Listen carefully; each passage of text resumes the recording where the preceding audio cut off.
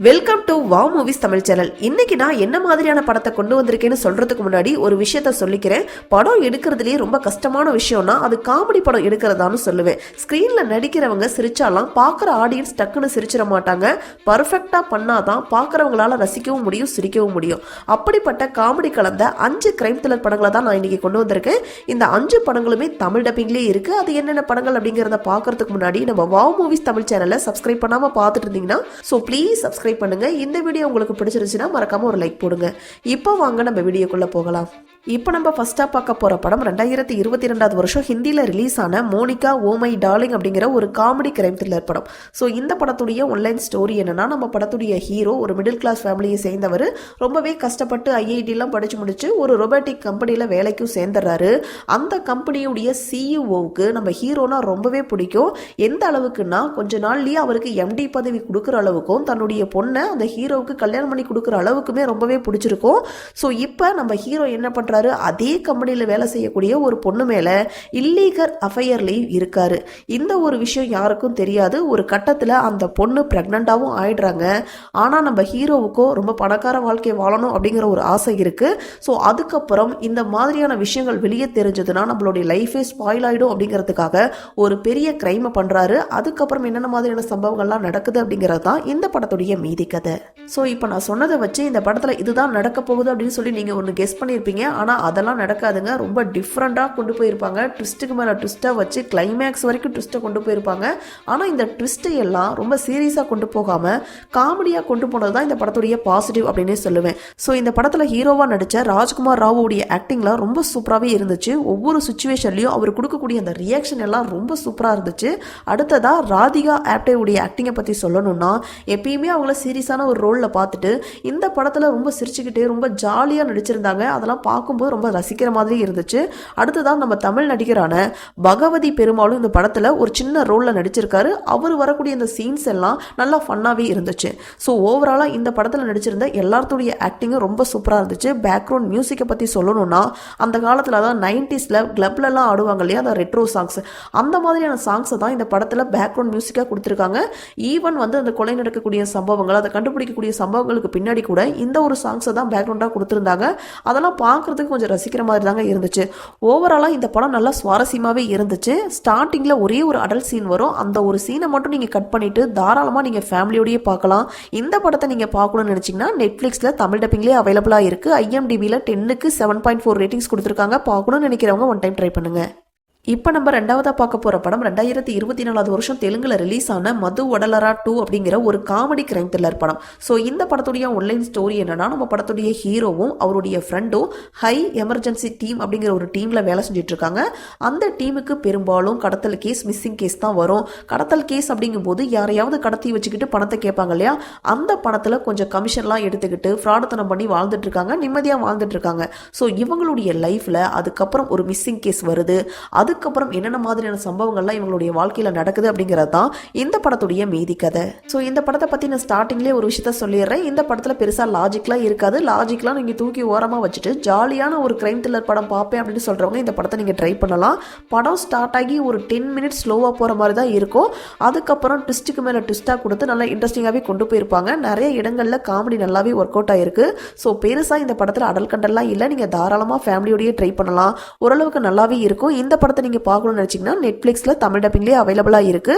IMDbல 10க்கு 7 ratings கொடுத்துருக்காங்க. பார்க்கணும்னு நினைக்கிறவங்க ஒன் டைம் ட்ரை பண்ணுங்க. இப்போ நம்ம மூணாவதாக பார்க்க போகிற படம் 2023 வருஷம் ஹிந்தியில் ரிலீஸ் ஆன கத்தல் எ ஜாக் ஃப்ரூட் மிஸ்ட்ரி அப்படிங்கிற ஒரு காமெடி கிரைம் த்ரில்லர் படம். கத்தல் அப்படின்னா ஹிந்தியில் பலாப்பழம் அப்படிங்கிறது அர்த்தம். ஸோ இந்த படத்துடைய ஒன்லைன் ஸ்டோரி என்னன்னா, நம்ம படத்துடைய ஹீரோயின் போலீஸ் ஆஃபீஸராக இருக்காங்க. அவங்க இருக்கக்கூடிய ஊருக்குள்ள ஒரு MLAவும் இருக்காரு. அவரு ரொம்ப வருஷமாக ஒரு பலாப்பழ மரத்தை வளர்த்துட்டு இருக்காரு. அந்த மரத்தில் எப்படா பழம் வரும், அதை எப்படா சாப்பிடலாம் அப்படிங்கிறது தான் அவருடைய மிகப்பெரிய ஒரு ஆசை அப்படின்னே சொல்லலாம். அவர் நினைச்ச மாதிரி ஒரு பழமும் வந்துடுது. 2 நாளில் பழுத்துரும், கட் பண்ணிடலாம் அப்படிங்கிற ஒரு ஸ்டேஜில் இருக்குது. அடுத்த நாள் எந்திரிச்சு போய் பார்த்தா அந்த பழம் அங்கே இல்லை, காணாமல் போயிடுது. இதனால் கோபப்பட்ட எம்எல்ஏ அந்த ஊருக்குள்ளே இருக்கக்கூடிய எல்லா போலீஸையும் அங்கே வர வைக்கிறாரு. எப்படியோ ஒன்று என்னுடைய பழத்தை நீங்கள் கண்டுபிடிச்சு கொடுத்தே ஆகணும்னு சொல்ல இந்த ஒரு கேஸை போலீஸ் ஆஃபீஸராக இருக்கக்கூடிய நம்ம ஹீரோயின் கையில் எடுத்து விசாரிக்க ஆரம்பிக்கிறாங்க. இந்த ஒரு கேஸ் மட்டும் இல்லாமல் ஒரு இம்பார்ட்டண்டான ஒரு கேஸும் வருது. இந்த 2 கேஸையும் அவங்க எப்படி ஹேண்டில் பண்ணாங்க அப்படிங்கிறதான் இந்த படத்துடைய மீதி கதை. ஸோ இந்த படத்துடைய பாசிட்டிவ் அப்படின்னா இந்த படத்தில் நடிச்சிருந்த எல்லாத்துடைய ஆக்டிங்கும் சூப்பராக இருந்துச்சு. குறிப்பாக ஹீரோயினுடைய ஆக்டிங்லாம் செம்ம சூப்பராகவே இருந்துச்சு. இந்த படத்தில் இம்பார்ட்டண்டான இன்னொரு விஷயத்தையும் சொல்லியிருக்காங்க. அதிகாரம் பலம் படைச்சவங்களுடைய வீட்டில் அவங்க வளர்க்கக்கூடிய நாய்க்கு கொடுக்கக்கூடிய இம்பார்ட்டன்ட் கூட ஏழைக்கு கொடுக்க மாட்டேங்கிறாங்க அப்படிங்கிற ஒரு விஷயத்தையும் சொல்லியிருக்காங்க. ஜாதி, ஏற்றத்தாழ்வு இந்த மாதிரியான பிரச்சனைகளை எல்லாம் காமெடியாகவே இந்த படத்தில் சொல்லியிருக்காங்க. ஸோ அதெல்லாம் நல்லா சூப்பராகவே இருந்துச்சு. ஸோ இந்த படம் ஓரளவுக்கு நல்லாவே இருக்கும். பெருசாக அடல் கண்டெல்லாம் இல்லை. இந்த படத்தை நீங்கள் பார்க்கணும்னு நினச்சிங்கன்னா நெட்ஃப்ளிக்ஸில் தமிழ் டப்பிங்லேயே அவைலபிளாக இருக்குது. IMDbல 10க்கு 6.7 ரேட்டிங்ஸ் கொடுத்துருக்காங்க. பார்க்கணும்னு நினைக்கிறவங்க ஒன் டைம் ட்ரை பண்ணுங்கள். இப்போ நம்ம 4வதாக பார்க்க போகிற படம் 2024 வருஷம் மலையாளத்தில் ரிலீஸ் ஆன துண்டு அப்படிங்கிற ஒரு காமெடி த்ரில்லர் படம். ஸோ இந்த படத்துடைய ஒன்லைன் ஸ்டோரி என்னன்னா, நம்ம படத்துடைய ஹீரோ ஒரு போலீஸ் ஸ்டேஷனில் கான்ஸ்டபிளாக ஒர்க் பண்ணிட்டு இருக்காரு.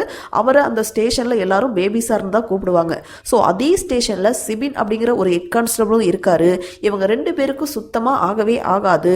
ஹெட் கான்ஸ்டபிளாக நம்மளும் ஆகணும், அப்போ தான் நம்மளையும் நம்ம மதிப்பாங்க அப்படின்னு சொல்லிட்டு ஹீரோ ஹெட் கான்ஸ்டபிள் ஆகணும் அப்படிங்கிறதுக்காக ஒரு எக்ஸாம் எழுதணும்னு ஆசைப்படுறாரு.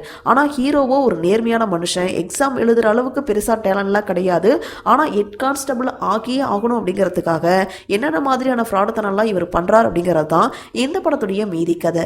ஸோ இந்த படத்துடைய பாசிட்டிவ் அப்படின்னா இந்த படத்தில் நடிச்சிருந்த எல்லாத்துடைய ஆக்டிங்கும் சூப்பராகவே இருக்கும். படம் ஸ்டார்ட் ஆகி ஒரு 15 மினிட்ஸ்லாம் நல்லா த்ரில்லிங்காகவும் நல்லா இன்ட்ரெஸ்டிங்காகவும் கொண்டு போயிருப்பாங்க. அதுக்கப்புறம் கொஞ்சம் ஸ்லோவாக போகிற மாதிரி தான் இருக்கும்.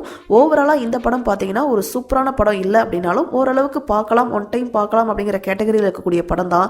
பெருசாக அடல் கண்டெல்லாம் இல்லை. நீங்கள் தாராளமாக ஃபேமிலியோடய பார்க்கலாம். இந்த படத்தை நீங்கள் பார்க்கணும்னு நினச்சிங்கன்னா நெட்ஃப்ளிக்ஸில் தமிழ் டப்பிங்லேயே அவைலபிளாக இருக்குது. IMDbல 10க்கு 5 ரேட்டிங்ஸ் கொடுத்துருக்காங்க. பார்க்கணும்னு நினைக்கிறவங்க ஒன் டைம் ட்ரை பண்ணுங்கள். இப்போ நம்ம லாஸ்ட்டாக பார்க்க போகிற படம் இந்த வருஷம் ரிலீஸ் ஆன மலையாள படமான மரணமாஸ் அப்படிங்கிற ஒரு காமெடி கிரைம் த்ரில்லர் படம். ஸோ இந்த படத்துடைய ஒன்லைன் ஸ்டோரி என்னன்னா, படத்துடைய ஸ்டார்டிங் சீனிலேயே ஒரு சீரியல் கில்லரை பற்றின நியூஸ் போயிட்டுருக்கு. அதாவது அந்த சீரியல் கில்லர் வயசானவங்களை மட்டும் குறி வச்சு அவங்களுடைய வாயில் வாழைப்பழத்தை வச்சு கொலை செய்யக்கூடிய ஒரு பனானா கில்லர். ஸோ இந்த ஒரு பனானா கில்லர் அடுத்ததாக ஒரு முதியவரை கொல்லணும் அப்படிங்கிறதுக்காக அந்த வயசானவரை தேடிட்டு இருக்காரு. அவர் தேடிட்டு இருந்த அந்த வயசானவரே அந்த சீரியல் கில்லர் முன்னாடி வந்து நிற்க, அதுக்கப்புறம் என்னென்ன மாதிரியான சம்பவங்கள் நடந்துச்சு அப்படிங்கிறது தான் இந்த படத்துடைய மீதி கதை. ஸோ இந்த படத்துடைய கதையே ஒரே ஒரு நாள் நைட்டு நடக்கக்கூடிய சம்பவம் அப்படிங்கிறதுனால நல்ல இன்ட்ரெஸ்டிங்காகவும் சுவாரஸ்யமாகவும் கொண்டு போயிருந்தாங்க. ஃபர்ஸ்ட் ஹாஃப்லாம் நல்லா காமெடியாகவும் த்ரில்லிங்காகவும் இருந்துச்சு. செகண்ட் ஹாஃப் ஓரளவுக்கு காமெடியை வந்து ஒர்க் அவுட் பண்ணியிருந்தாங்க. இந்த படத்தில் மொத்தமாகவே ஒரு 5-6 கேரக்டர் தான் வருவாங்க. அந்த கேரக்டருடைய ஆக்டிங் எல்லாமே சூப்பராக இருந்துச்சு. குறிப்பாக பேசில் ஜோசப், ராஜேஷ் மாதவனுடைய ஆக்டிங்லாம் சூப்பராகவே இருந்துச்சு. ஸோ இந்த படம் ஓரளவுக்கு நல்லாவே இருக்கும். தாராளமாக நீங்கள் ஒன் டைம் ட்ரை பண்ணலாம். இந்த படத்தை நீங்கள் பார்க்கணும்னு நினச்சிங்கன்னா சோனி லைவ்ல தமிழ் டப்பிங்லேயே அவைலபிளாக இருக்குது. IMDbல 10க்கு 6.5 ரேட்டிங்ஸ் கொடுத்துருக்காங்க. பெருசாக அடல் கண்டெல்லாம் இல்லை. நீங்கள் தாராளமாக ஃபேமிலியோடையே பார்க்கலாம். ஸோ இப்போ நம்ம வீடியோடைய எண்டுக்கு வந்துட்டோம். நீங்கள் இன்னும் நிறைய காமெடி கிரைம் த்ரில்லர் படங்கள் வேணும்னு நினச்சிங்கன்னா கமெண்ட்ல பார்ட் 2 அப்படின்னு சொல்லிட்டு கமெண்ட் பண்ணுங்கள். நான் இதே மாதிரியான வீடியோக்கள் போடுறதுக்கு ட்ரை பண்ணுறேன். ஸோ இந்த வீடியோ உங்களுக்கு பிடிச்சிருந்துச்சுன்னா மறக்காமல் லைக் பண்ணுங்கள், ஷேர் பண்ணுங்கள், கமெண்ட் பண்ணுங்கள். நம்ம வாவ் மூவிஸ் தமிழ் சேனலை சப்ஸ்கிரைப் பண்ணுங்கள். தேங்க்யூ.